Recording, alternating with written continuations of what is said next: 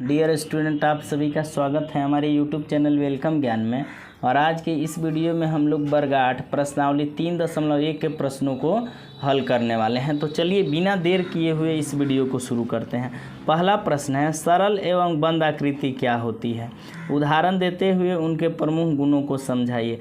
अगर आपने इसका इंट्रोडक्शन वीडियो देखा होगा तो वहाँ हम सरल एवं बंद आकृति क्या होता है इसको बताए हैं।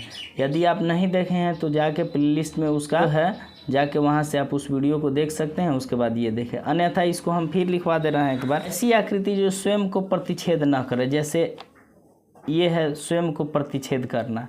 अगर ये एक दूसरे पर काट रही है तो ये सरल आकृति नहीं है। अगर कहीं भी प्रतिच्छेद नहीं करती है, ये भी देखिए प्रतिच्छेद कर दी, तो ऐसी आकृति जो स्वयं को प्रतिच्छेद न करे तथा चारों तरफ से बंद हो, सरल एवं बंद आकृति कहलाती है। देखिए इसको देखिए, यह सरल एवं बंद आकृति है। यह भी सरल है क्योंकि कहीं भी एक दूसरे को नहीं काट रही है और चारों तरफ से बंद है, तो इसको सरल एवं बंद आकृति कहते हैं।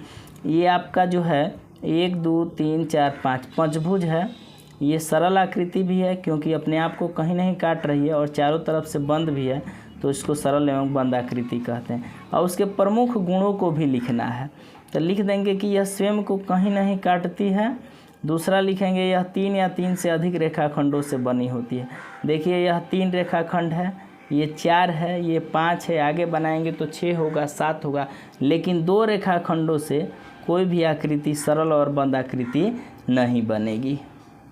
इसका जो दूसरा प्रश्न है, निम्न आकृतियों में से पहचान करें कि कौन सी सरल है, कौन सी बंद है वह सरल है, कौन सी खुली है, कौन सी उत्तल है और कौन सी अवतल है। तो देखिए यहाँ जो है कहीं भी एक दूसरे को नहीं काट रही है, तो पहला चीज़ है कि यह सरल है, सरल। चारों तरफ से बंद भी है तो सरल एवं बंद है। अब देखिए ये बाहर की ओर उठा हुआ है, तो यह क्या है? उत्तल है। बाहर की ओर है तो सरल है, बंद है और उत्तल है। ये देखिए ये भी कहीं नहीं काट रही है, तो कहीं नहीं काट रही है तो सरल है, लेकिन ये बंद नहीं है, खुली है। सरल एवं ये खुली आकृति है। ये देखिए ये अपने आप को काट रही है तो सरल आकृति नहीं है और सरल आकृति नहीं है, और ये खुली आकृति है, बंद भी नहीं है, खुली। ये सरल आकृति नहीं है। ये देखेंगे ये एक दूसरे को कहीं से नहीं काट रही है, तो ये सरल एवं बंद है, सरल भी है एवं बंद भी है। उठा नहीं है, ये धंसा हुआ है, तो ये है अवतल। क्या है? अवतल है। उम्मीद है ये प्रश्न समझ में आया होगा। क्वेश्चन नंबर 3 हम लोग चलते हैं। क्वेश्चन नंबर 3, नीचे दिए गए बहुभुज का नाम लिखिए तथा उसके सभी संभावित विकर्ण खींचिए। देखिए हम बहुभुजों का नामकरण बताए हैं, जितनी भुजाएं हैं उसी भुजाओं के आधार पर उसका नामकरण किया जाता है। तो इसमें भुजा है 1 2 3 4 5 6 भुजा है, तो इसका नाम हो जाएगा षटभुज। क्या नाम हो जाएगा? षटभुज। इसका नाम हो जाएगा षटभुज। अब इसके संभावित विकर्ण खींचना है कि षटभुज में कितने विकर्ण होंगे। तो इसका ट्रिक हम एक बताए थे, सूत्र। विकर्णों की संख्या होती है n × n - 3/2। n माने भुजाओं की संख्या, भुजा 6 है तो लिखेंगे 6 × 6 - 3/2। तो 6 × 6 में से 3 गया 3 बटा 2, 2 तिहाई 6, 3 तिहाई 9 विकर्ण इसमें होंगे। अब विकर्ण कैसे हम लोग खींचेंगे, थोड़ा यहाँ आप लोग ध्यान दीजिए।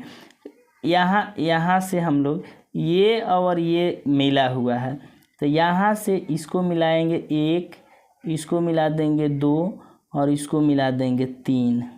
अब चलिए यहाँ से मिलाएंगे, तो ये और ये मिला हुआ है, तो इसको मिलाएंगे 3 1 4, इसको मिला देंगे 4 और 1 5, और ये यहाँ से यहाँ ये भी होगा 5 और 1 6। अब देखिए यहाँ से हम चलते हैं, 6 हो गया है, ये और ये मिला हुआ है, यहाँ से ये मिला देंगे 7 और एक ये मिला देंगे 8, और ये मिला हुआ है, यहाँ से ये मिला हुआ है, ये मिला हुआ है, ये नहीं मिला हुआ है 9 विकर्ण हम खींच लिए। आप लोग आसानी से यहाँ रख के ये और ये मिला हुआ है, जहाँ नहीं मिला हुआ है वहाँ आप लोग मिला लेंगे। क्वेश्चन नंबर 4, नीचे के चित्र में कुछ कारें खड़ी हैं, बीच में चौकोर आकार का मैदान है, बताइए कि कितनी कार बहुभुज मैदान के अभ्यंतर भाग में है, कितनी बहिर्भाग में है। तो गिन लेंगे 1 2 3 4 5। अभ्यंतर भाग में 5 कारें हैं, बहिर्भाग में 1 2 3 कारें हैं। आगे क्वेश्चन नंबर 5 जो दिया है, ये बहुभुज का नाम दिया है और उसके अंतःकोणों के मापों का योग है, तो इसको मिलान करना है। तो इसको हम कॉपी पर लिख के उसके बाद बनाते हैं। चलिए देखिए, सबसे पहले तो सूत्र क्या होता है। सूत्र अंतःकोणों के मापों का योग का सूत्र होता है 2 × n-2 गुने 90 डिग्री। तो यहाँ पहला जो है, पहला त्रिभुज है। तो त्रिभुज में तो सबको पता है, त्रिभुज के अंतःकोणों का योग जो होता है 180 डिग्री होता है, यहाँ लिख देंगे 100। उसके बाद पंचभुज है, पंचभुज है तो 2 × भुजाओं की संख्या 5 - 2 गुने 90 डिग्री। अब 2 गुने 5 में से 2 गया 3 गुने 90 डिग्री। 3 दूनी 6, 6 9 54 हो जाएगा। 1 शून्य है तो 1 शून्य। ये पंचभुज के अंतःकोणों का योग हो जाएगा 540 डिग्री। उसके बाद सप्तभुज है, सप्तभुज है तो भुजाओं की संख्या 7 हो जाएगी। 2 × 7 - 2 गुने 90 डिग्री। 2 गुने 7 में से 2 गया 5 गुने 90 डिग्री। अब 5 दूनी 10, 10 में 9 से गुणा करेंगे, 10 9 90, 1 0 है तो 1 0, ये 900 होगा। कितना होगा? सप्तभुज का हो जाएगा 900 डिग्री। अब है नौभुज।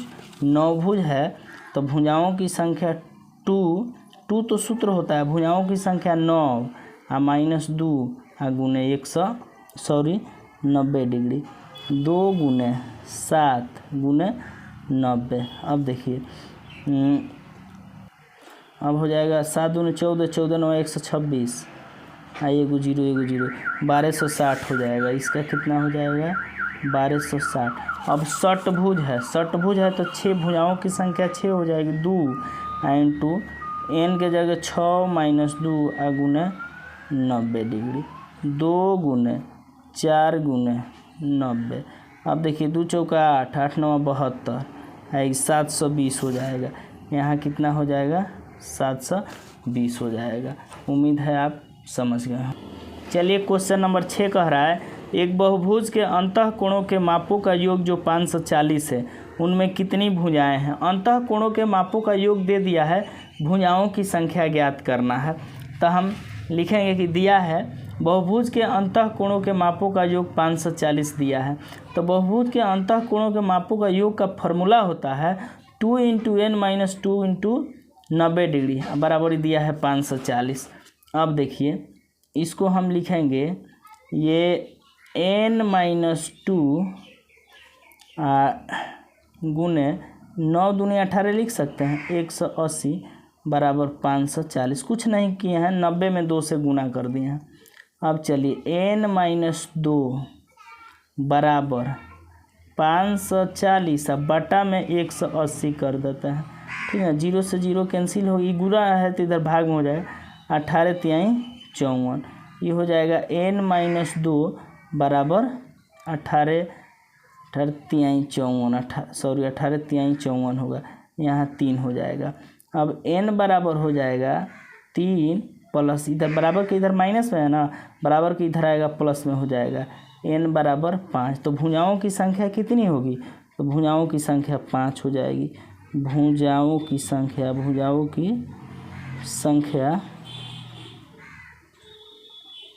बराबर 5 आंसर।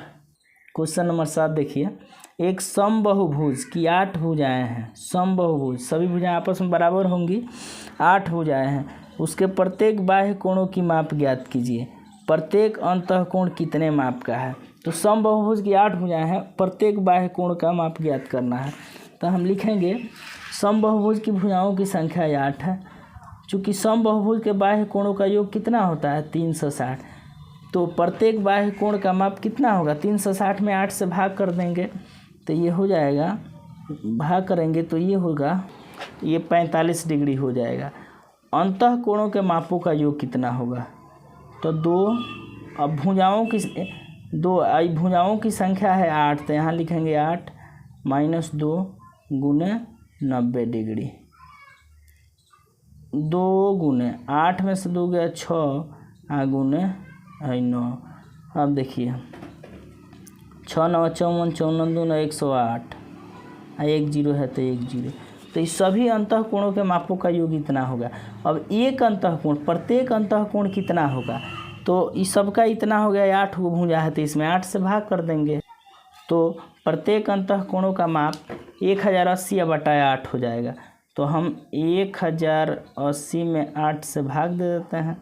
8 एकम 8, 2 8 दूनी 16, 8 तिरका 24, 24 4 कट गया, 8 पचे 40, ये हो जाएगा 135। तो 135 प्रत्येक अंतःकोण होगा 135 डिग्री का। प्रत्येक अंतःकोण कितने डिग्री का होगा, 135 डिग्री का।